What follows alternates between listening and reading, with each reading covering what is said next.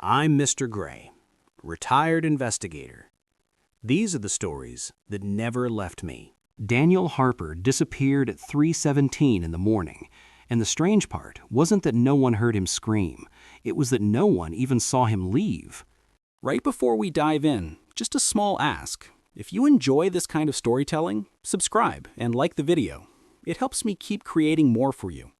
The night shift at Lakefront Logistics ended the same way it always did, with a low hum of machines powering down and the warehouse lights flickering into their dim, energy-saving glow. Daniel clocked out like he had done hundreds of times before, pulling his jacket tighter as he stepped away from the terminal. The security camera above the exit caught him glancing up for half a second, almost like he sensed something watching him. That was the last confirmed image of Daniel Harper alive. Daniel was not the kind of man who vanished on purpose. He was predictable to the point of being boring. 39 years old, divorced, living alone in a small apartment on the south side of Chicago. His life revolved around routine: work, sleep, weekends with his daughter, and very little else. He didn't gamble, he didn't drink much, he didn't owe anyone money. The police would later say that if you lined up 100 missing person cases, Daniel Harper's name would be the one you'd expect to solve in a day. But this one refused to behave like a normal disappearance.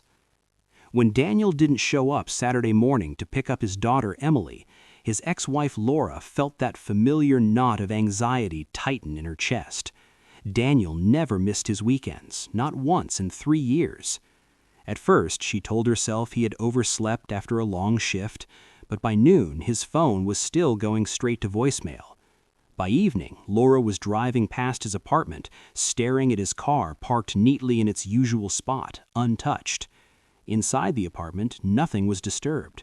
His wallet lay on the kitchen counter. His keys sat in the bowl by the door. His work boots were still caked with warehouse dust. Men who plan to disappear don't leave their lives arranged like a paused movie. Detective Marcus Reed was assigned the case 48 hours later. He had worked missing person cases long enough to recognize patterns, and Daniel Harper didn't fit any of them. Reed started where he always did, with the last place Daniel had been seen alive. Lakefront Logistics sprawled across several city blocks, a maze of loading docks, storage aisles, and restricted areas most employees never entered. The warehouse manager insisted nothing unusual had happened that night. No incidents, no reports, just another quiet shift.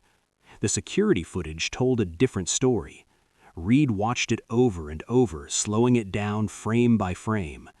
Daniel clocked out at 3:12 a.m., walked toward the exit, and then nothing. The exterior camera never saw him stepping into the parking lot. At first, Reed suspected a technical failure, but every other employee appeared on camera exactly as expected. Daniel was the only one who seemed to vanish between 2 points that should have been impossible to miss. Reed expanded the footage search and found something unsettling. 2 minutes after clocking out, Daniel turned down an aisle that didn't lead to the exit. It led to a partially abandoned storage section used mostly for overflow shipments. The camera covering that area was old and grainy, but it captured Daniel slowing his pace, as if he were thinking or hesitating. A moment later, another figure entered the frame: Evan Cross, senior supervisor, clean reputation, trusted by management. Cross followed Daniel into the aisle, and then both men disappeared behind a wall of stacked crates. 7 minutes of footage were missing. When the camera feed resumed, the aisle was empty. Evan Cross told police it was nothing, just a conversation, a misunderstanding. He said that Daniel had been stressed lately, paranoid even, accusing coworkers of things that didn't make sense. Cross spoke calmly, confidently, like a man who knew exactly how much to say and when to stop. But Reed noticed something most people would have missed: the way Cross avoided direct eye contact whenever Daniel's name came up. Days later, a janitor found Daniel's jacket stuffed behind a dumpster on the far edge of the property. There was dried blood on the sleeve. Not enough to confirm a fatal injury, but enough to erase any hope that this had been a simple walk-away disappearance. Still, without a body, the case began to stall. Cross hired a lawyer, the warehouse stopped cooperating, and within a month, Evan Cross resigned from his position and moved out of state. The case went cold, but the damage didn't. Laura Harper lived in a state of suspended grief, unable to mourn, unable to move on. Emily stopped asking when her father was coming back. She already knew the answer adults were too afraid to say out loud. What no one realized at the time was that Daniel Harper had uncovered something he was never meant to see, something that turned an ordinary night shift into his last. 2 years later, construction crews digging near an old industrial lot uncovered human remains buried beneath concrete. Dental records confirmed what Detective Reed already knew the moment he saw the report. Daniel Harper had been there the entire time, hidden in plain sight, erased by a system designed to move goods, not ask questions. And the man who killed him had gone on with his life, until the past finally caught up. Detective Marcus Reed had learned long ago that the most dangerous crimes were not the loud ones, but the quiet ones, the kind that slipped into routine and hid behind paperwork. Daniel Harper's disappearance had that smell to it. The warehouse cooperated just enough to look innocent, the co-workers spoke just enough to avoid suspicion, and the supervisor who followed Daniel into that storage aisle had already placed hundreds of miles between himself and Chicago. Reed knew he was looking at a crime that depended on people not asking questions, and for a while, it was working. As Reed dug deeper into Daniel's work history, small inconsistencies began to surface. Inventory logs didn't match shipment records. Certain containers appeared on paper but never arrived at their listed destinations. Daniel had been one of the few employees meticulous enough to notice. He wasn't ambitious, but he was honest, and honesty inside a system built on shortcuts can be dangerous.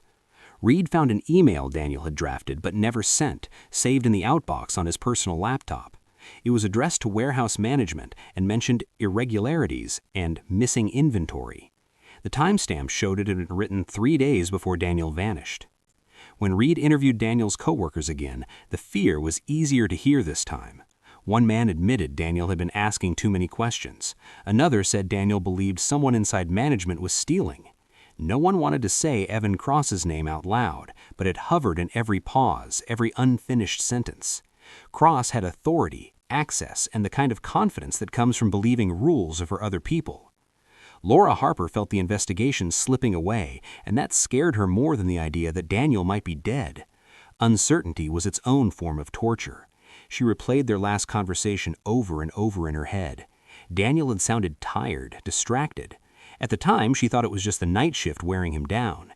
Now she wondered how long he had known he was in trouble. Their daughter Emily added another layer of quiet dread when she finally spoke up.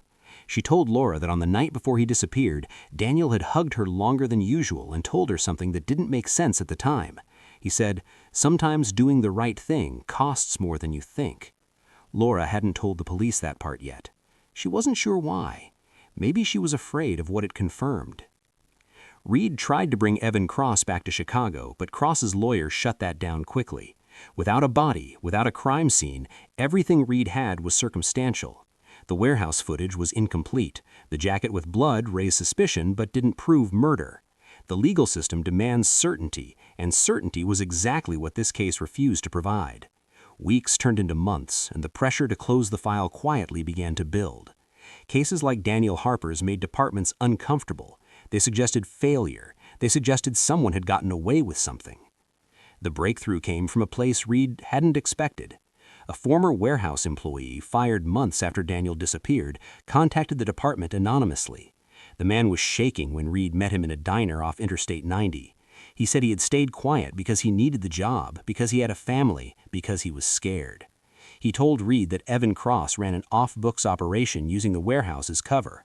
Certain shipments were diverted, paperwork adjusted, cameras conveniently offline. Daniel had noticed, and worse, he had started documenting it. On the night Daniel disappeared, Cross believed he was about to be exposed. Still, belief wasn't proof. And then, just as suddenly as the lead appeared, it dried up. The witness refused to testify. Cross remained out of reach. The warehouse changed ownership. Lakefront Logistics became just another forgotten industrial shell. The city moved on, as cities always do. 2 years passed before the ground finally spoke.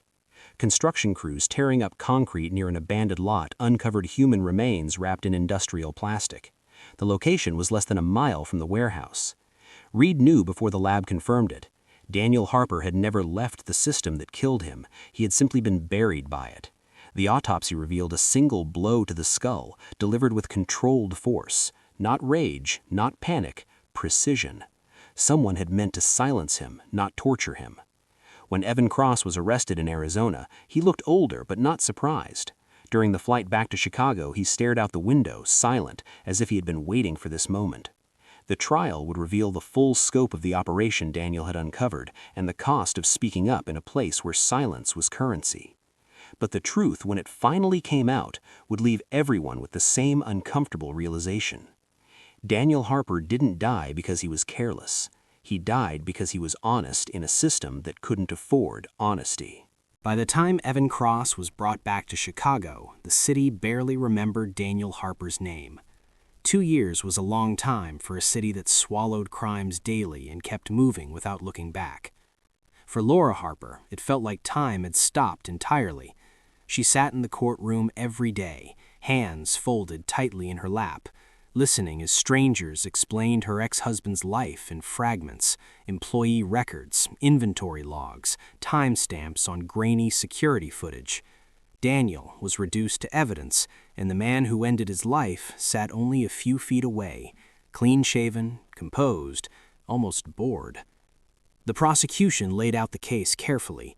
They showed how Evan Cross had used his position to manipulate shipments, how certain high-value containers vanished while paperwork claimed they were delivered, how Daniel Harper had noticed patterns no one else bothered to see. They played the warehouse footage again and again, freezing the frame where Daniel turned down the wrong aisle and Evan followed. The missing 7 minutes became the loudest silence in the room. Cross's defense argued doubt, coincidence, lack of direct witnesses. They reminded the jury that for 2 years no body had been found, that Daniel could have walked away, that assumptions were not proof. Then the medical examiner testified. One controlled strike to the back of the head, not a fight, not self-defense, an execution. Daniel hadn't vanished, he had been erased. When Evan Cross finally took the stand, the courtroom leaned forward. He spoke calmly at first, denying intent, denying fear, denying everything that mattered. But under cross-examination, the cracks spread fast. He admitted Daniel had confronted him. He admitted there was money involved. He admitted he panicked. When asked why he didn't call for help, why he didn't report an accident, his answer came out softer than anyone expected. He said he couldn't afford to lose everything. And in that moment, it became clear that Daniel Harper hadn't died because of a crime. He had died because someone valued comfort more than a human life. The jury deliberated less than 6 hours. Guilty. Life without parole. No cheers followed the verdict, no sense of victory, just a quiet understanding that justice doesn't undo damage, it only labels it. Laura didn't cry. She stared straight ahead, thinking about all the nights Daniel had worked while the city slept, all the moments he chose honesty when silence would have been safer. Emily, now older, asked later if her father had been brave. Laura told her the truth, that bravery doesn't always look heroic, and sometimes it looks like a man doing his job and paying the price for it. Lakefront Logistics no longer exists. The building was sold, gutted, turned into something cleaner, quieter, forgettable. Trucks still move through Chicago every night. Workers still clock out in the early hours of the morning. Cameras still miss things. And somewhere between routine and exhaustion, people still believe nothing bad will happen if they just keep their heads down. Detective Marcus Reed closed the file on Daniel Harper, knowing it would never truly feel closed. The system worked in the end, but only after failing for years. Daniel hadn't been protected by policies or procedures or cameras. He had been protected only by chance, and chance arrived late. Daniel Harper went to work on his last night shift believing that telling the truth mattered. The world he lived in proved otherwise. And that is the part of the story no verdict can fix. Because sometimes a man doesn't vanish because no one saw him. He vanishes because no one wanted to. Thanks for listening. If you want more cases from my old files, like the video and subscribe. There's plenty left in the casebook.